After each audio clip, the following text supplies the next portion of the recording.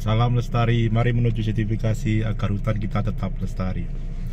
Ini satu pertanyaan dari netizen ya Pak Parta Wijaya 230 ya. Pertanyaannya kenapa FSC klaim itu bisa turun? Atau secara detailnya FSC klaim 100% diturunkan menjadi FSC MIG 70%. Kenapa? Apa yang terjadi di pabrik? Jadi kurang lebih begini, di dalam konteks sertifikasi FSC COC ini FSC klaim itu bisa diturunkan atau dalam bahasa standar itu di downgrade ya. Dari yang klaimnya paling tinggi 100% menjadi FSC MIG. FSC MIG diturunkan lagi misalnya menjadi non certified, itu diturunkan. Artinya dari grade yang paling tinggi menjadi material rendah. Namun tidak bisa dibalik, misalnya FSC MIG jadi inputnya produk outputnya menjadi FSC 100%, itu nggak bisa. Jadi yang downgrade di sini adalah dari 100% menjadi MIG. Itu yang kita bahas hari ini. Jadi kenapa? Hal yang pertama terjadi adalah si buyer ini meminta klaimnya di invoice dan di booking list adalah FSC MIG 70%, karena buyer tidak meminta FSC 100% tapi meminta FSC MIG 70%, dan itu sah-sah aja. Sementara dia mencari bahan baku, FSC MIG itu tidak ada di supplier pemasok bahan bakunya, yang ada FSC 100%. Maka pabrik membeli produk bahan baku atau produk bahan baku yang bersertifikat FSC 100%. Kemudian setelah masuk di pabrik, mereka olah itu menjadi barang jadi. Nah, barang jadi diklaim sebagai FSC MIG 70% sesuai dengan keinginan si buyer. Jadi keinginan di buyer terpenuhin, material pun terpenuhin karena dia memiliki bahan baku FSC 100% semuanya. Itu yang pertama.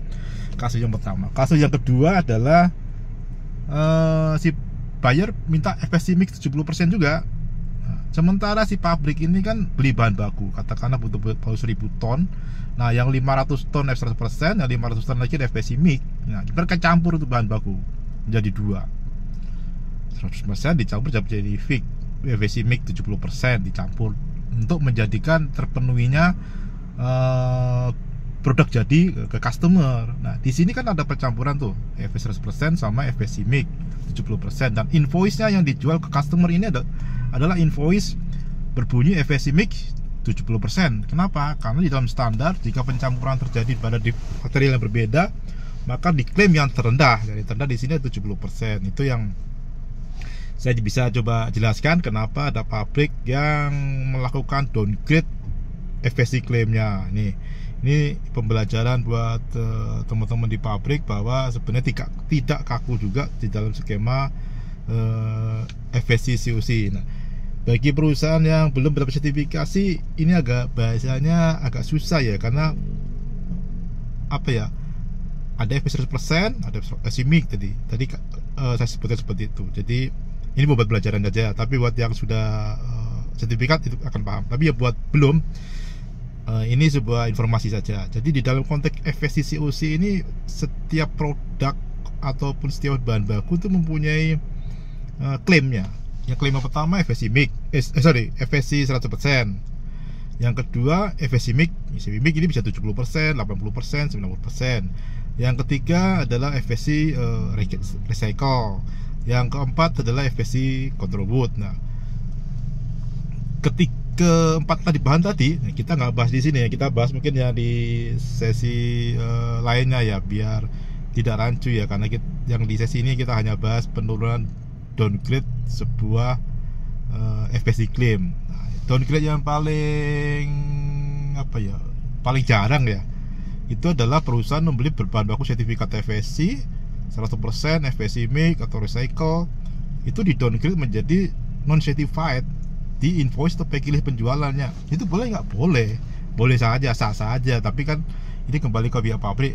Kalau memang di downgrade menjadi non certified, ya dicatat aja penerimaannya, keluarnya, catat juga mana yang menjadi sertifikat, mana yang menjadi non certified, dan itu sah saja. Dan itu dalam skema FSC itu masih diizinkan ya, boleh. Bapak tinggal recording saja. Oh, saya nggak melakukan penjualan FSC meskipun bahan baku semuanya bersifat FSC, saya downgrade menjadi non certified. di invoice atau packing list penjualan. Boleh?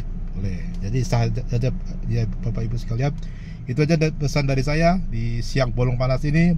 Salam lestari, mari menuju sertifikasi agar hutan kita lestari. Jika ada pertanyaan, tinggal drop aja di komen, share, and subscribe seperti video lainnya. Salam.